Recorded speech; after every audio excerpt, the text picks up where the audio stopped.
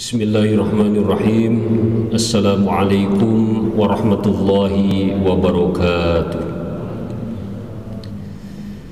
Alhamdulillahi rabbil alamin, wa bihi nasta'inu ala umuri dunya waddin. Nusalli wa nusallimu ala ashrafil anbiya'i wal mursalin sayyidina Muhammadin wa ala alihi wa ashabihi ajma'in, amma ba'du.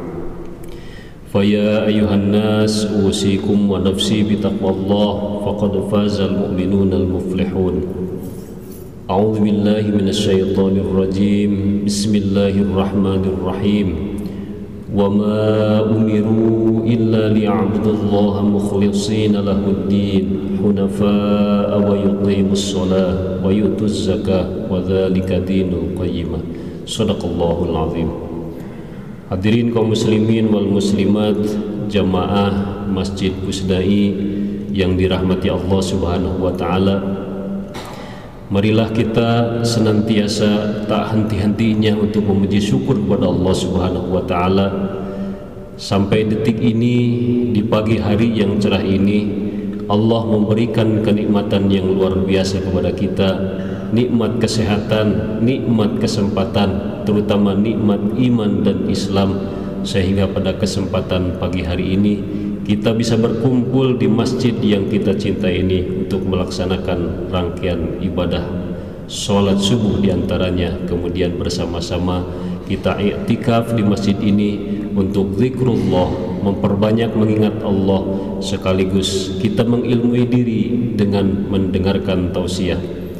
Hadirin yang dimuliakan Allah Subhanahu wa taala, izin pada kesempatan ini saya ingin menyampaikan tausiah dikhususkan bagi diri pribadi, umum bagi jemaah sekalian.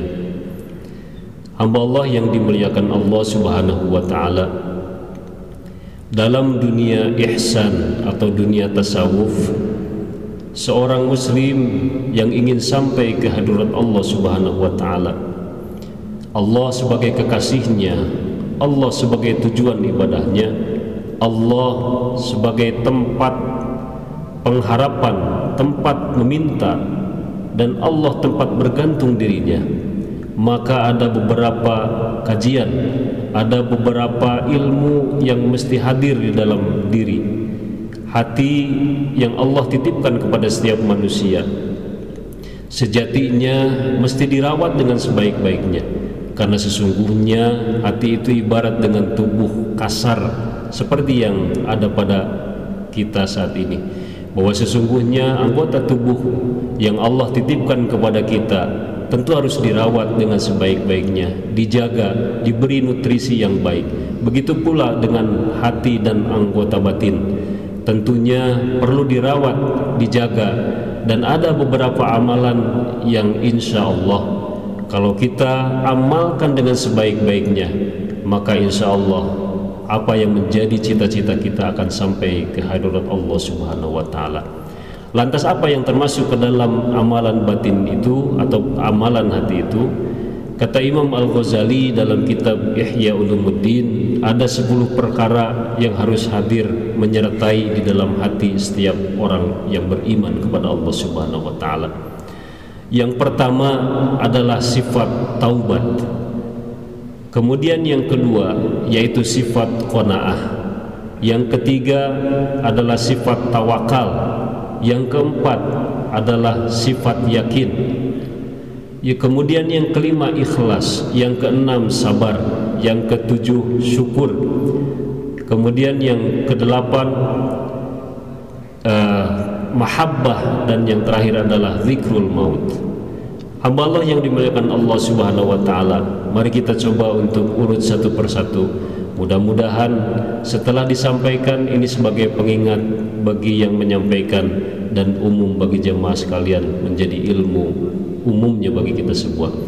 Yang pertama, hadirin yang dimuliakan Allah Subhanahu wa taala, amalan batin ataupun amalan hati yang harus selalu menyertai diri kita adalah taubat. Taubat artinya adalah kembali kepada siapa? Kembali kepada Allah Subhanahu wa taala. Karena sesungguhnya kita ini diciptakan oleh Allah Subhanahu wa taala, diatur, dididik dan diberi rizki oleh Allah Subhanahu wa taala. Kita dimuliakan oleh Allah Subhanahu wa taala. Oleh karena itu mari kita muliakan diri kita. Bagaimana cara memuliakan diri kita? Adalah dengan cara sesering mungkin kita selalu taubat kepada Allah Subhanahu wa taala. Hamba Allah yang dimuliakan Allah Subhanahu wa taala, dalam hal kita bertaubat kepada Allah Subhanahu wa taala, Al-Qur'an menyatakan kita yang pertama harus berlari kepada Allah. Fafirru ilallah, bersegera berlarilah kalian semua kepada Allah Subhanahu wa taala. Kemudian dalam Al-Qur'an surat Ali Imran ayat 133 bahkan Allah menyatakan wasari'u ila maghfiratin mir rabbikum, bersegeralah kalian untuk menuju ampunan Allah Subhanahu wa taala dan surga yang luasnya seluas langit dan bumi. Jadi Allah perintahkan kepada kita semua untuk segera kembali kepada Allah Subhanahu wa taala, yaitu yang pertama dengan bersegera sesegera mungkin, kemudian yang kedua berlari sekencang-kencangnya. Hamba Allah yang dimuliakan Allah Subhanahu wa taala, tentu sangat berbeda ketika Allah berfirman dalam Al-Qur'an, hendaklah kalian mencari kehidupan akhiratmu tetapi jangan melupakan duniamu. Kemudian setelah engkau menyelesaikan salat Jumat, maka bertebaranlah kalian di muka bumi. Sangat sederhana bahasanya Allah Subhanahu wa taala ketika menyuruh hambanya, menyuruh umat manusia untuk mencari nafkah, untuk mencari penghidupan. Bertebaranlah kalian di muka bumi. Jangan engkau lupakan urusan dunia. Seperti itu. Tetapi ketika Allah menyatakan untuk taubat kepada Allah, Allah menyatakan fafirru ilallah, bergegas, berlarilah kalian kepada Allah Subhanahu wa taala. Oleh sebab itu hadirin yang dimuliakan Allah Subhanahu wa taala, baginda Nabi Muhammad sallallahu alaihi wasallam dalam sebuah hadis beliau menyatakan bahwa beristighfarlah kalian kepada Allah Subhanahu wa taala. Artinya di sini memohon ampunlah kalian semua kepada Allah Subhanahu wa taala, dan sesungguhnya aku memohon ampun kepada Allah Subhanahu wa taala dalam satu hari satu malam tidak kurang dari 100 kali. Demikian yang disabdakan oleh baginda Rasulullah sallallahu alaihi wasallam. Beliau adalah maksum, terpelihara dari berbuat salah dan khilaf.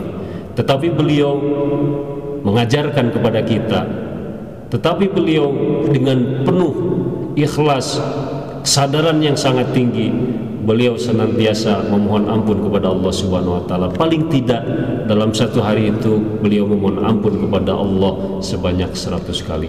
Oleh sebab itu hadirin yang dimuliakan Allah Subhanahu wa taala, tidak ada alasan bagi kita untuk berleha-leha, untuk bersantai-santai, karena sesungguhnya kematian adalah sesuatu yang pasti dan datangnya boleh jadi kapan saja.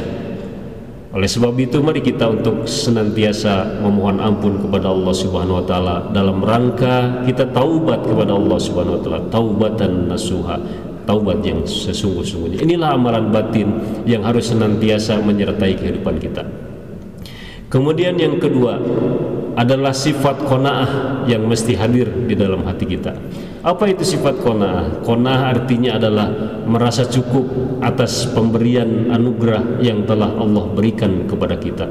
Hamba Allah, sesibuk apapun kita dalam menjalani kehidupan ini, dalam hal mencari nafkah, berjihad, bersungguh-sungguh untuk menafkahi diri, menafkahi keluarga, menafkahi anak-anak kita, tetapi di saat yang bersamaan mesti menghadirkan di dalam kita, di dalam diri ini sifat qanaah, merasa cukup dengan apa yang telah Allah berikan kepada kita. Unzur ila man huwa asfala minkum wa la tanzuru ila man huwa fawqakum fa huwa ajdaru an la tajdaru alaikum. Demikian pesan Rasulullah sallallahu alaihi wasallam. Hendaklah kalian itu senantiasa melihat ke bawah, jangan sesering mungkin kalian melihat ke atas. Karena ketika engkau melihat ke bawah, maka akan muncul sifat bersyukur kepada Allah Subhanahu wa taala. Itulah sifat qanaah. Kebalikan dari qanaah tentunya adalah sifat serakah yang pertama, kemudian sifat menggerutu. Kenapa saya tadi beri rezeki teh sakieu-kieu wae misalnya. Kurang naon deui gitu ya.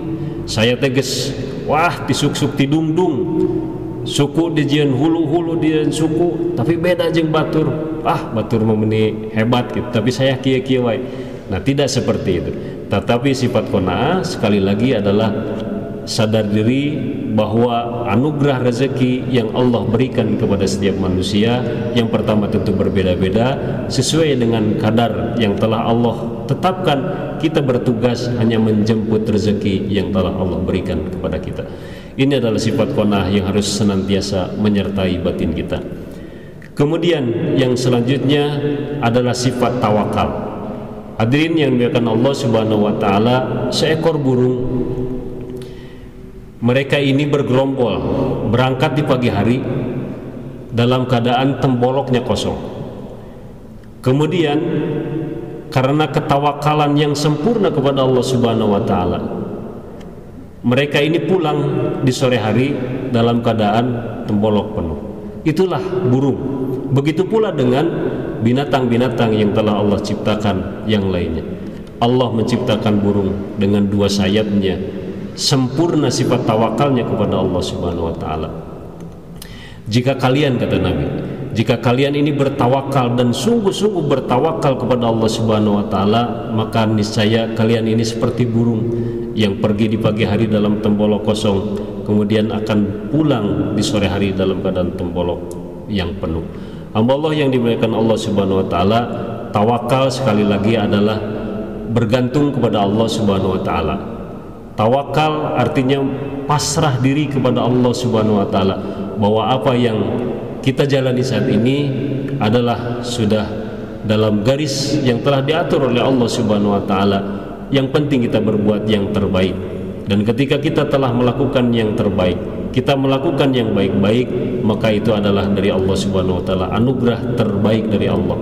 Dan kalau kita berbuat salah dan khilaf, maka kita harus mengakui bahwa ini adalah kesalahan diri sendiri. Oleh karena itu, taubat, qanaah, tawakal adalah satu paket yang tidak boleh hilang dari hati kita, karena itu termasuk amalan batin. Demikian yang disampaikan oleh Imam Al-Ghazali dalam kitab Ihya Ulumuddin. Kemudian yang keempat adalah yakin.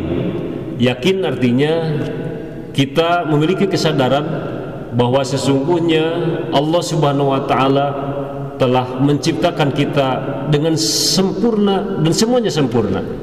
Hamba Allah, kita harus memiliki keyakinan bahwa Allah menciptakan kepada setiap manusia misalnya gigi begitu. Nah, gigi ini tentu ada yang bisa dimakan oleh gigi, kan begitu. Ada yang bisa dikunyah oleh gigi ini.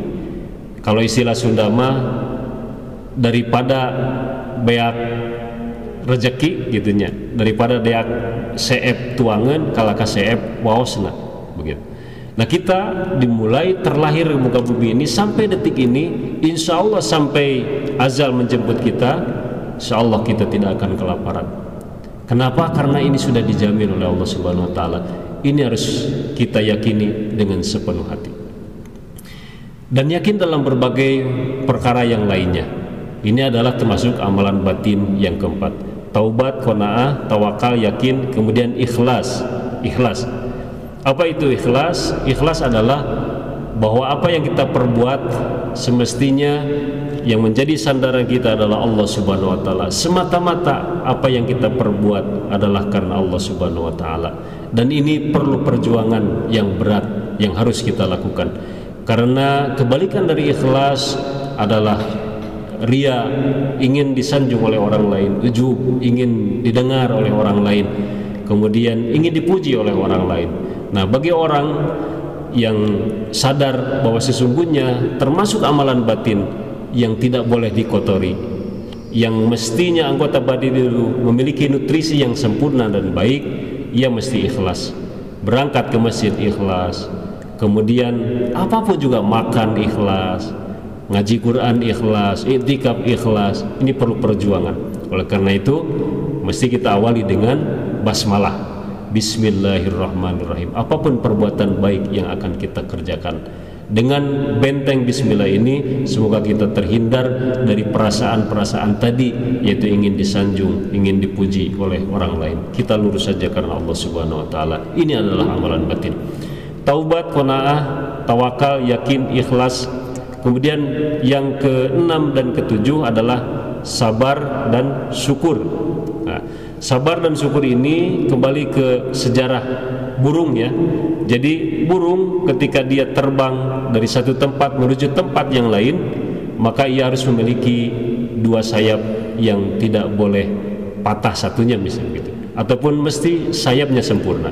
Begitu juga dengan perjalanan setiap manusia menuju hadirat Allah Subhanahu wa taala. Perjumpaan dengan Allah Subhanahu wa taala, mesti ia memiliki dua sayap yang sempurna.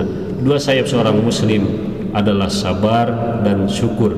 Sabar ketika musibah datang kepada dirinya, kemudian syukur atas anugerah yang telah Allah berikan kepadanya. Sabar dan syukur adalah paket, satu sama lain tidak boleh hilang.